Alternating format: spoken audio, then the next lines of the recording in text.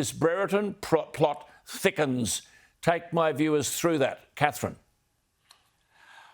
Well, Alan, I editorialised about this topic a couple of weeks ago and was stunned about the general response from the Sky audience, but the veterans community broadly, but also was privileged that a couple of members of our Special Forces community directly contacted me, men who had been subjected to the process, and that flatters the conduct of the Brereton IGADF investigation, and are awaiting their fate. So they engaged GAP Legal Services, of which I'm a director with Glenn Colomites and Greg Badcock, my master solicitors, to just represent their legal interests. And they'd had ADF legal officers present during their interrogation, for want of a better word, and they're now awaiting AFP action. And look, frankly, Alan, what staggered me, having met the individuals, I'd heard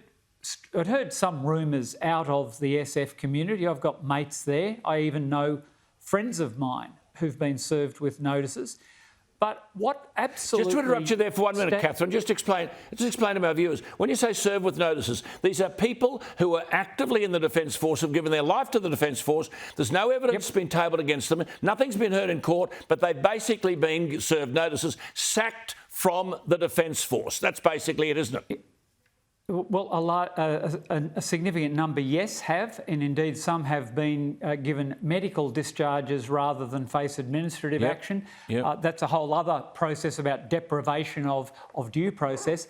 But this notice system's quite sinister in its operation, in that it has isolated all the individuals involved. Many have been served notices where there is quite clearly no allegation that they have committed a war crime, but it isolates them from their colleagues, and it's broken up the community and fragmented them to prey on people's PTS, to prey on their mutual suspicion, and to make them feel isolated. But the individuals to whom I spoke and from whom I took formal legal instructions, Alan, I was just breathtaken by two things. Firstly, the calibre of the men with whom I was sitting. I was honoured to be in their presence. They were exemplary Australians with distinguished records of serving this country, and they were bewildered at the lack of acumen and understanding of the ground reality of the investigators who confronted them, in that they were interrogated at length and literally on occasions just were quite confounded at the naivety of the propositions being put to them. And having sat with one gentleman for about 3 hours and heard the entire story, I then reached out to the junior counsel in the matter and got his permission to brief Margaret Caneen QC, who's comfortable with her name being mentioned in this context. Margaret's an outstanding criminal lawyer. And we just basically, on our assessment of it, thought there was barely a Crown case discernible in the material that had been presented to this individual. It was polluted in all sorts of ways. And frankly, if the Commonwealth Director of Public Prosecutions adheres to its own standards, namely that it only expends substantial taxpayer money on cases with reasonable prospects of success with a demonstrable public interest, these should go no further.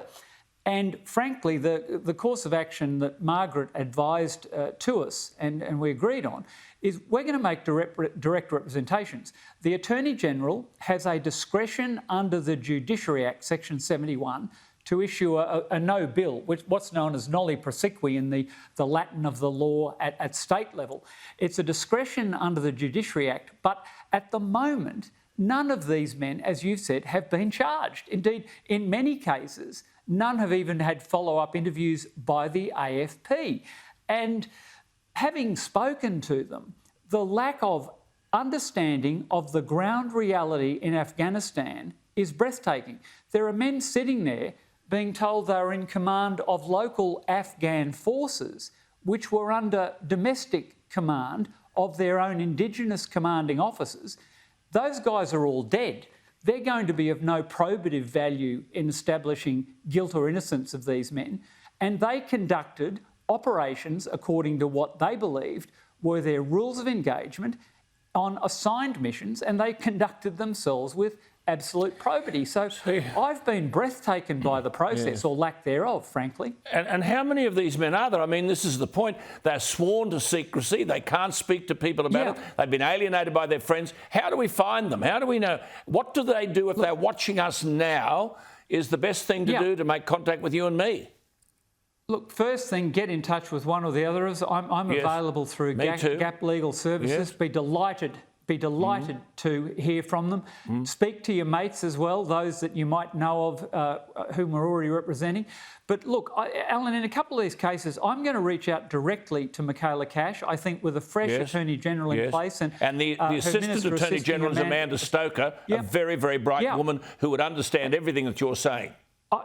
Absolutely, because they can't exercise their discretion in the absence of an indictment, but the process is punishing these men, and it could take years. Now, frankly, the weakness of the assembly process, the way the evidence has been assembled, the absolute lack of any understanding of the ground reality, in my view, makes a compelling case for this process to be discontinued. Certainly in those cases that I've seen anyway. Okay. I can't speak for all of them, but about 25 individuals, I'm told, Alan. So if they're out there, reach out. That's it. Catherine, well done. Magnificent stuff. We'll keep at it. We're not going to go away. Justice has to be done somehow or other. Alan at skynews.com.au. If you're watching, Alan at skynews.com.au. I'll pass that stuff on to Catherine and to Margaret Cunneen.